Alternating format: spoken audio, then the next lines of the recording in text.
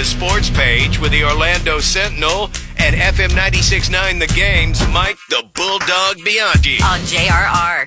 All right, Bulldog Sports page brought to you by, actually, we'll throw this reminder in here. Make sure you're voting all this week for You Say It, We Play It. That'll go up for your votes on the JR Facebook page at 7:20. There'll be a featured band, 3 songs. You pick the song you want to hear at 9. Everybody's eligible to win.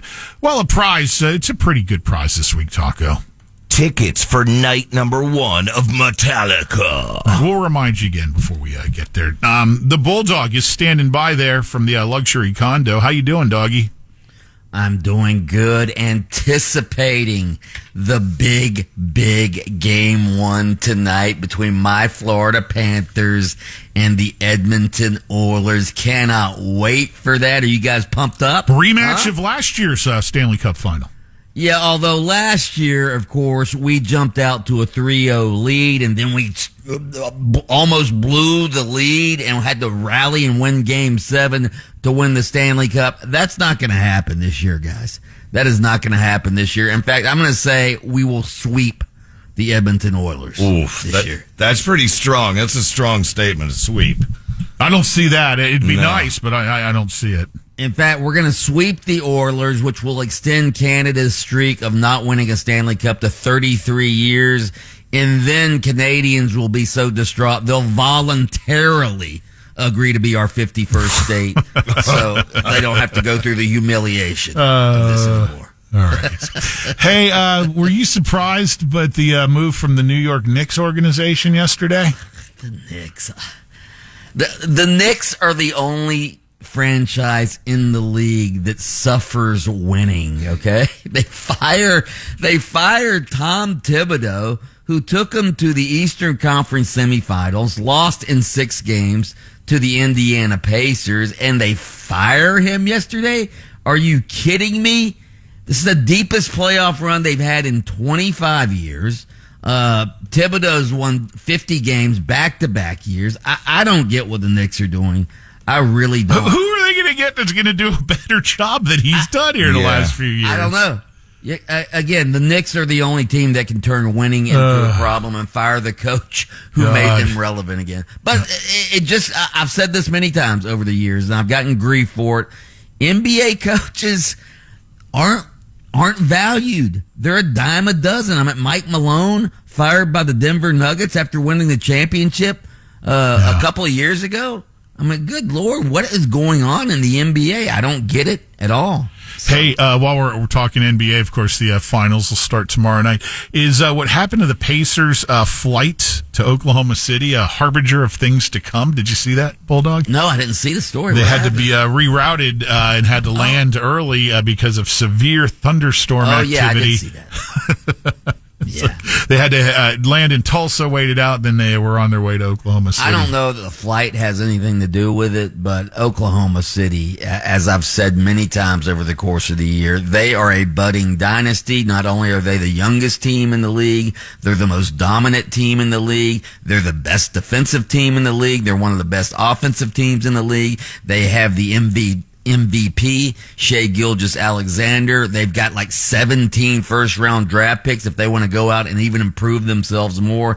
This is a team that is built for the long term. They're great. They're truly, like you said, dynasty material. All that said, though, it just seems like the Pacers aren't getting much respect at all. I mean, they've worked their way into the finals. Come on, man. Yeah, I'll say they're getting no respect. I mean, they beat the Knicks, and then the Knicks fire their coach.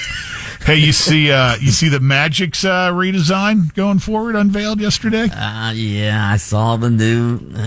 Everybody's all a Twitter about the new logo and the new uniforms. I'm not really a logo uniform guy. Taco, what do you think? You're the big Magic fan. What do you think about the new logo and the new uniform? I kind of like the old one. I mean, I know change is good, but it brings it brings the Flying Star logo back to the forefront, which has always been a fan favorite. You guys realize I haven't even seen it yet. Yeah, we do realize that. The listeners do too. I'm looking at it. Here's the quote. Good. I love Alex Martin, the CEO's quote. It's the identity that a fan connects with a team and the pride that they only show wearing a jersey, a T-shirt, or a hat. It's their pride and their connection to the team. Okay. Yeah. Alex Martins has done a lot for this city as far as the Magic, and he's on the board of trustees at UCF. But come on, connect it. New logos connect the fans to the team. You know what a new logo does? It connects the team to the fans' wallet because fans are going to go out and buy new merch. Right. Okay, that's what it's about. I'm surprised Bo Outlaw wasn't here yesterday. And about pride in the team, I think for the players' pride in the team as well, that's all the cash they make. Right. By the way, did you see? This has nothing to do with sports, but did you see the Gator, the new University of Florida, or who was supposed to be the new University of Florida president, Santa Ono, the Michigan president? He got rejected yesterday by the board of governors. That's never happened. I mentioned it back in the In the Loop. He's got DEI baggage, and DEI is a dirty word right now, brother. Yeah, DEI baggage. So the board of governors send him packing. I'm not going to get into politics here. I didn't like the guy because he was the guy who signed off on the cheating scandal at Michigan. That's why I didn't like him. Right. So back to the drawing board, man. Yes, so Santa on the naughty list of the board of governors. Coal in that stock. So women's college World Series starts tonight, doggy. Oh, yeah, can't wait. Rooting for Texas Tech against Texas. Obviously, Texas Tech, a second-tier program, but they're spending NIL money like the big boys. I love it. I would love to see Texas Tech take down Texas in the finals. All right, by the way, just sad story. Yeah. Did you see this? Jim Marshall, Minnesota Vikings great, passed away yesterday. 87 years old, I think. So Jim Marshall, he was a member of the Purple People Eaters, one of the great nicknames in all of sports. You know what he was most famous for, though? He returned a fumble a long way. Celebrated the return of the fumble for a touchdown, except he ran the wrong way. I knew you were going to say that. Yeah. Yes, I do remember that. He did rebound from that by producing some pretty good amps. Yeah, that was a great defensive line. Carl Eller, Alan Page, Jim Marshall. Yeah. All right, we successfully made it through the sports page without going to the Indiana rectal exam story. Yeah, we're not yet. Oh, God. Taco Bob, what are your insiders? Tell you about that. I'm still checking out the logo right now. For the baby steps, Bulldog. Come on, man. Settle down, dog. All right, Mike the Bulldog Bianchi, host of Open Mic on weekday mornings adjacent to AM 740 and FM 96.9. The Game takes a timeout from his show to join us for the sports page each morning here on JRR. By the way, a happy birthday to the beautiful Angelina Jolie today.